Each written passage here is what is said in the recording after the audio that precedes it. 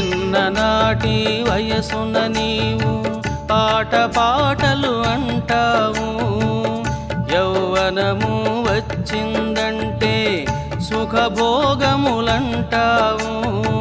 ముసలితనము వచ్చిందా రోగ బాధలు అంటావు, పోయే కాలము వచ్చిందంటే నా కర్మని అంటావు, పోయే కాలము వచ్చిందంటే నా కర్మని అంటావు.